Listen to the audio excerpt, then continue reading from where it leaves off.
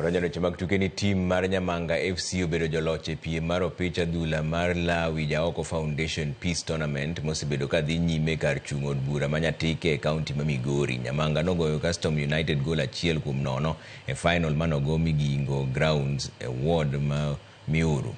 Nyamanga oyudo kombe kod shillings 100,000 ka achiel gi uniform bende. Custom United to oyudo shillings 80,000 kod uniform ka Suba FC ma obedo namba 3 to oyudo shillings 70,000.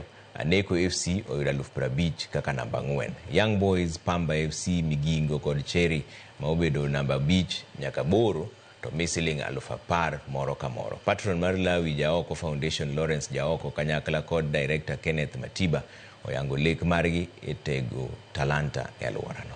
Develop wadong talent mag youth.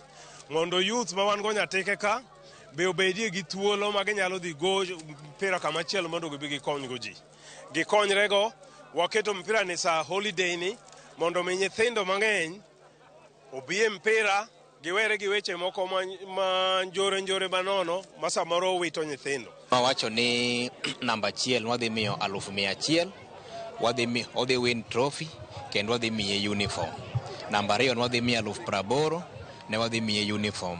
Namba 3 ne 70,000 uniform. Namba 4 ne 50,000 ka achiel kod uniform. Motive marwa wa succeed as a tournament nikech mokuongo tournament ni nyokelo ale gweng. Namba 2 tournament ni scouts nitie kendo nitie nyithindo mokaw from various teams. Ne oloko gwenge yo mabor ahinya nikech nyithindwa kata manike nodong' oko sani gomba ni kar gimbe no onego bed ni gigiki this stage. But gima ng'eyo ni lokruok obiro e gweng' ka mang'eny kabisa kaluwore gi kaka pesa modonjo e kor gweng' ka.